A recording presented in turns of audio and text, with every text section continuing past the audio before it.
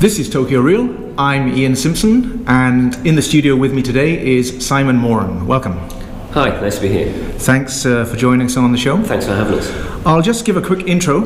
You are CEO, founder at Modern English, Right. Entrepreneur, creator of the Happy Valley series, Right. plus various other things you're involved in. Yep, we run English schools, branches, franchises, affiliates. We publish learning materials for adults and for children, and we are very excited about and involved in gamification of learning. We're developing apps, Right. so people can play games and learn English. Right. Is that the way possibly we're going? Is that learning by playing games? I think so. We have a company in Hong Kong as well, and that's called ME Learning, and we focus on learning. People have, I think, taken an approach where they focused on teaching and schools and institutions, and whilst that's a good model, I think it's a fairly dated and fading, I wouldn't say dying, but a fading model. You know, there are 237 million children aged 15 and under in Japan, China, Taiwan and Hong Kong. We can reach them from push-button publishing through apps in a way that we can't by trying to get them into a classroom. So yeah, I think it's definitely an exciting area in learning. Yeah, for sure. I mean, the industry is moving so fast at the moment. I think that's another conversation we can have at some point in the future. You arrived in Japan in 95, yeah? Right. After a few years of teaching, I believe you opened your own school in 98? That's correct, yeah. I arrived in Japan after having travelled for about 2.5-3 years. I left England in 92, came to Japan, got a job in an English school above a flower shop, which I thoroughly enjoyed. But wanted to do it myself. Yeah. I thought maybe I could do a better job. I've never functioned particularly well as an employee. Join the club. Right. I wanted to do my own thing. I think a lot of people do. Yeah. So that's why I started my first school. And we've grown that, and we help other people run their own schools as well. Yeah. Great. And you must be British with a jacket like that. I love your jacket. I am British. I am English. I'm Northumbrian. I'm a Geordie. Geordie. Yeah. I'm from Whitley Bay, which is near Newcastle. Right. It used to be in Northumberland, and then they moved it. Northumberland, not Whitley Bay. I remember my only trip to Newcastle was for a surfing contest, and oh, you went down to Tynemouth, probably. Yeah. And I was walking down the beach for a surfing contest through the snow. Yeah, right. On the beach in bare feet. Yeah. It was freezing. Yeah, they have the World Championships there sometimes. Tynemouth's got a very good break. It's very long. We don't get very high waves, but it's got very reliable surf. Yeah. But yeah, I mean, I don't think I've been in the North Sea since I was 10. It's pretty cold. Yes, it is. But it was a great trip, and nice, friendly people. I couldn't understand anything they were saying. Couldn't understand a bloody word they were saying, like, you know. Yeah, please talk some Geordie to me. I love it. Yeah, I'm pleased you brought that up, because actually we use Geordie in our training. All right. So the idea is to put teachers who are native English speakers, and I ask people from the northeast of England or Scotland just to keep quiet if they're gonna get it. But the idea is to put the teachers in the position that the Japanese students would be in, that say they've been through 6 years of school English, junior high school and high school, so they've got an understanding of the language, but they can't really speak it, and the listening's not very good. So we start off with the phrase "a blurky gans doen the lonnen," which of course you understand. Nope. A blurky gans doen the lonnen. A blurky, a bloke, a man, gans goes doon down the lonnen lane. A man goes down the street. Oh, simple. Very, very simple. A cuddy gans out of the bank. Something to do with a bank? Yeah, a bank, a slope, over, our. Gans goes over, cuddy being a small horse. Right. So it's a very, very effective way of training teachers to communicate in a language they don't really understand. That's interesting. Yeah, a nice twist on it. So, you know, people ask me if I speak 2 languages, and I tell them I speak 3. I'm sure you do as well. You must speak some Welsh, but you know, I speak Geordie, English and Japanese. Right. And you know, they're 3 separate languages. Yes, as you say, I'm from Wales, where men and sheep are nervous. Yeah, right. It's funny, you know, a lot of Southerners will try and do a Geordie accent, they end up sounding Welsh. I don't know why. Yeah, well, I grew up watching A Vida Zane Pet, which is, that's a hot lady you're talking about? Yeah, that's all I can say. Yeah, right. It's funny how everyone goes up an octave when they do a Geordie accent. What are you talking It's great. Anyway, let me bring it back to education. Yeah. So on Tokyo Road, what we try and do is give advice to people coming through the system in the industry, who in various areas of the industry. So today I thought, because you're a successful businessman and school owner and other aspects of your business, we might talk about some of that. So if I could set the scenario, I'm younger than I am now. I'm in Japan. I've been teaching a few years, and I'm thinking, well, perhaps I'd like to open my own English school. Yeah. Should I do it? Shouldn't I do it? Right. How do I do it? Yeah, should I do it? Shouldn't I do it? How do I do it? There are obviously three very different questions. I think if somebody is wondering whether they should open a school, possibly they shouldn't. I think you've got to be passionate about it. You've absolutely got to want to do it. Right. I think that's probably the first question you should ask yourself. If you do have that passion and you want to do it, how do I do it then is another question altogether. What do you want to do? Do you want to be a one-person teacher teaching out of a spare room in your house? Or do you want to have a school on the main street with glass-fronted windows, signs employing 10 teachers and 5 receptionists, So what position within the market do you want to occupy? And what role do you want to fulfill as an individual? Where's your passion? What do you love doing? In our organisation, we're trying to build an organisation staffed by people who are experts and passionate about what they do and love what they do in every single position in the organisation. I honestly believe that if you're not passionate about what you do and if you don't love it, you will be unhappy and you'll be unsuccessful. So what is it that you want to do? Maybe owning an English school isn't what you want to do. Maybe you want to be a self-employed teacher. Maybe you want to be a trainer of teachers. There are lots of different roles you can fulfill. And I think your first point there, the passion bit, because myself too, I'm a business owner, and it's 24/7. Absolutely. You never switch off. Right. And if you're not passionate about it, you're not going to enjoy it. There is no off on the genius button, is that what you're saying? Yeah, basically. Is that what you're saying? But it is, you cannot switch off a lot of the time. And it took me a number of years, probably yourself as well, to adjust to that. The fact that I could never stop thinking about it, and probably now I don't. I think as you get more mature, you learn how to switch off when you're with your family, how to get a better balance between family. I don't know about you, but I get up in the morning at a certain time. I'm not an early riser. I get up about 7:30, 8 o'clock. I come downstairs, I pick up my phone, and I'm checking email right from I'm awake, having my first cup of coffee of the day. But I love what I do. I absolutely love what I do. There are things in my job, in my role, that are less pleasant than others. But I love what I do. So yeah, it is 24/7. But I wouldn't have it any other way. It's all of my own creation, and I love it. So you mentioned just some of the things you don't enjoy doing. If I was to open a school, what are the things that are going to cause me the biggest headache? There are 3 things as a school owner or a teacher that will cause you headaches, and they are students, their parents, and teachers. Right. That's the whole business. If you can circle those particularly sharp squares, you'll have a great time. If you can't, forget it. You're going to be dealing with people all day, every day. And people, as we all know, are the hardest thing to deal with. Yes. But they're also the best thing to deal with.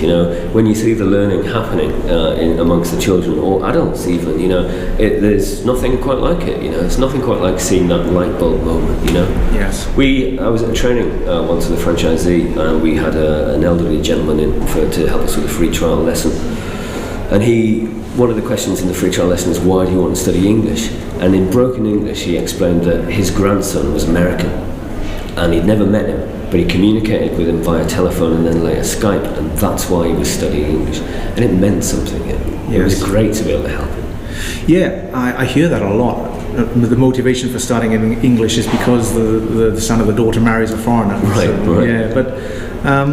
So those are the rewards that people can bring as well. Yes. I've said that people can be difficult, but those are the rewards that people bring, the emotional connection with people. And language is a very emotional thing. It allows us to communicate, and it allows us to communicate with our friends and our family about our hopes, aspirations, and emotions. Yeah. So a lot of your book series and a lot of the stuff that you do is emotionally driven, yeah? Absolutely. In Happy Valley, which is a preschool series, which was written by Catherine Littlehale-Oakey, who's a fantastic teacher, trainer and author, it's story driven. And as we all know, children love stories and they learn very well from stories. And these are things that children can relate to. And they go through various episodes. In one, for example, they're playing down on the beach. One of the characters gets stung by a jellyfish. One gets stung by a bee. This is terrible. It hurts. They have to go to the hospital. And after that, they've behaved very well, so they get rewarded by going to the toy store. These are real stories, and these enable learning, you know, and teachers and children and parents get very passionate about those stories. Because they can relate to them. Because they can relate to them, and it's great to see, you know, it really is good to see. Yeah, good. So you told me about some of the cons associated with running a... Did I? Sorry. How about the pros? About running a school, yeah. Owning your own school. Owning your own school. I think for me, when I first started teaching for myself, and I was teaching out a spare room in my flat. That was my first school, and I did everything. I answered the telephone, I wrote the copy for the ads, etc. But what I noticed was that my passion for my work and my work rate and the quality of my work increased dramatically overnight. It meant so much more because I was doing it for myself. Yes. And I've been doing it for close to 20 years now, and I still love it every day, you know. I don't teach anymore, but the creation of the organisation, building and working on the organisation, the products that we publish, I think it comes through ownership. Yeah. No longer being an employee, and there's nothing wrong with being an employee, and in fact, I think sometimes it's possibly easier. I would agree. But having ownership of what you do, not necessarily about finance, but having ownership of what you do on a day-to-day basis, I think means a hell of a lot. Yeah. Did you have to learn a lot of new skills? If I started tomorrow, knowing what I know now, maybe I wouldn't start tomorrow. I've had to learn so many new things, you know. And I think about myself in 1998 when I was 30 or 31, answering the telephone in Japanese and arranging to meet students. And I don't know how I had the nerve to do it. I speak Japanese, but my keigo is terrible. My formal Japanese is terrible. I don't know how I had the nerve to answer the phone. You know? I think we are lucky a lot of the time that we can get away with it because we're foreigners. Yeah, we're certainly given a lot of leeway. Yes. You know. Yeah. So I had to learn how to conduct myself professionally in English and in Japanese, and I had to learn about writing copy in English and in Japanese. I had to learn about business. I mean, there are some things that I think are just common sense, and I did have a bit of. I had done some business studies at college, but only a little bit. But yeah, it's I'm still learning, and I think that's one of the great things about it, that I learn new things every day. Yeah. The company, as I said, the Hong Kong company is called ME Learning. You know, we enable learning, but we are also learning ourselves. You know, I'm now learning about app development and gamification and how the brain responds. I'm learning about dopamine levels. It's fantastic stuff. I'm learning all the time. It's brilliant. Yeah, you never stop. Now, a lot of people they have good ideas. They're able to create an app or some CD series or something, but I think a lot of the people don't know how to monetize it or scale it or scale the product or the business. How did you go about doing things like that? Yeah, when I first started, obviously, you know, I was just thinking about the lifestyle that I wanted. I wanted to teach a certain number of classes per week, and I've never been that comfortable teaching very young learners, so I didn't want to do that. So I got other teachers in to do that for me, and I think it's a very specialised area, and I don't have those skills. But for me, it was about lifestyle, and so I decided that I wasn't going to teach more than 25 classes in a week, and I sat down and worked out how many students that might be, and if I charged them a certain rate and what percentage of capacity I was going to be full, and that's how I worked out my pricing. Right. So sometimes we can overcomplicate it. Perhaps if we keep it simple, especially initially, and just do it the right way. Do the maths, yeah. Well, so salary plus rent times 3.3. Right. That's a good way to work out what your gross revenue should be. Right. Then divide that by the number of students that you can have, and then you come up with a price. Right. So now, do you have a team? Obviously, you have a team. We do have a team. Yeah. You build a team around you. Does it? The team you build, does it sort of fill in the gaps of the skills that you don't have? Is that That's how really I would interesting. do it? I was talking about this earlier on to somebody about building a team, and I'm not sure if I have built a team. I think the team constructed itself, which is quite odd. You know, say, you know, I know that you played rugby to a high level, and the coach builds a team. You've got a set number of positions and a set number of players. My organisation's not really like that, and I wasn't aware of what we needed when I started, and that team has sort of constructed itself, you know. And as I said, you know, we want to have experts who love their job in every single position. If you're not passionate about your work, I don't think you'll work well. So, you know, we look to work with people who are passionate about what they do, have similar interests to us, and hopefully we've achieved that, or they have achieved that, the team has put itself together. We all got on very well together. We go out, we socialise, we work together, we play together. Some are building the app, particularly the team that's developing the app. It's the closest thing I do now. I used to be in bands as a kid, as a teenager, and in my early 20s I played bad bass in bad bands. But it was great fun hanging out with your mates, being in a band. Yeah. And that's how app development feels to me. And that's how some of our team meetings feel to me. It's just, we have a lot of fun. We enjoy what we do, and we enjoy each other's company, and we're passionate about our work, we're passionate about learning. Yeah, exactly. Isn't that really important? The company culture is vital to the success of a business. Absolutely, and you'll hear that people say that you end up creating teams, or you end up employing people that are similar to yourself. And of course you do. You want to work with people that you like, that you have a shared vision with, or you have things in common with, whether that be a passion for, spaced repetition algorithms, or whether that be a passion for teaching chunks of language to 3-year-olds. People who have similar goals and visions come together, I think. Yeah. If we can think of there being 3 types of people, such as entrepreneurs, managers, and technicians, most of us start off at the technician level. Right. That transition, is there a point where you have to take yourself out of the classroom and work on your business, not in your business? Absolutely, that was my aim, was to get myself out of the classroom. I liked teaching. I don't teach anymore. If I did teach, I would still like it, but I knew that I didn't want to do it forever.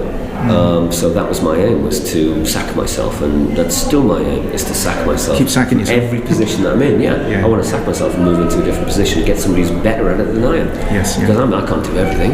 Yeah. So I think you do have to stop being a technician. I think, entrepreneurship is possibly a personality trait, and if you don't have it, you don't have it, and that's fine. I think there are a lot of people who are technicians who are also entrepreneurs. Management is another thing altogether. That's management. It's an incredibly difficult role.